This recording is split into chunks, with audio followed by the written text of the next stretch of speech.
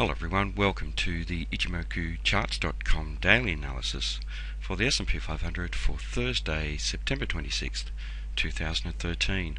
Well, a change of trend to the upside today, and a candle that's made a higher high and a higher low. Previous day's trading we had a black body candle.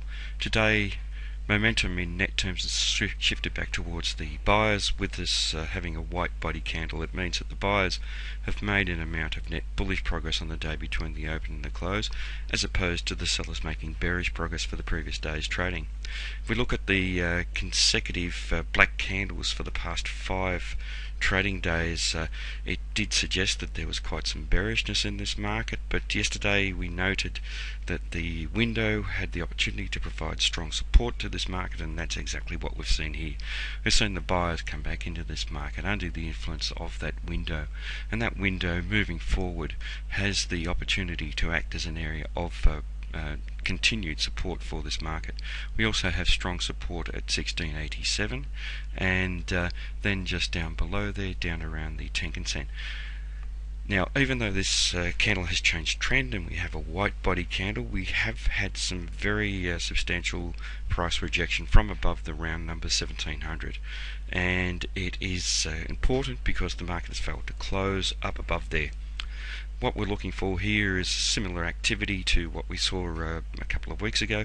Very similar type of candle where the window was established, with the market testing above the 1700 level but failing to close above, and then we saw follow through. So to continue this trend, we want to see that follow through in a bullish candle, and we could then potentially see the market trading to higher levels. We have this good solid base of the support at the window down below and the 1687 level, so that may limit any potential downside, but really crucial here is the 1700 level to the upside. In terms of where the candle is closed, it's closed at the midpoint level, and that suggests that neither side has taken control, so that does raise some doubt about continuation of the trend to the upside. So what we'd want to see here really is the buyers taking control, but this is very, very early in the trend. The important factor here is that we do have a white body candle, and that suggests that momentum has begun to shift to the buyers, and at least we have that in support of this first time frame uptrend that we're seeing at the moment. Now, if this trend does continue to the upside, we have potentially strong resistance up around the 1709 level, and we also have the Tenkan Sen trading roughly up around that area, so strong potential resistance around there. Now, in terms of the Fibonacci extension, and here we're examining the relationship of the new first time frame uptrend to the previous time the market was trending up, and this first time frame uptrend in the prior upswing was very, very strong. We had a very long period of time without change of trend to the downside, and therefore we don't have many levels to go by at the moment, but our first target here is the 23.6% level at 1715, and that's above that important resistance the market may meet if it does trade and close up above 1700. The important level here really though is the 38.2% level that coincides roughly with the major high at 1729. So if the market does rally, it suggests that there is potential for that area to hold, and has potential to form a double top, but let's not preempt the market yet. We don't have any trading up at that area at the moment, in this first time frame at least, but really at the moment the 23.6% level is a fair way away from where the market's trading. In terms of the Fibonacci retracement, however, we're getting some better indications here, and here today we saw the market test to and above the 23.6% level, almost up to the 38.2% level, and be rejected from there, with the buyers losing control of the market. So that may be quite important. It does suggest that there is a possibility of a change of trend, so we are on the lookout for that.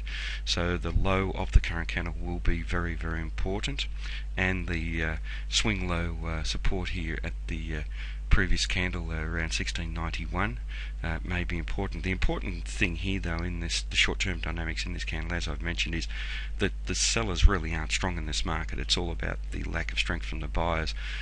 They've failed to take control, they don't have any upside momentum in net terms, and this does suggest that even though there is a slight possibility of a change of trend to the downside, it's more likely that this market may appreciate and find resistance at one of the other levels. So the next level to watch is the 38.2% level at 1706, and that really would be in line with the market probing once again above the 1700 level of resistance.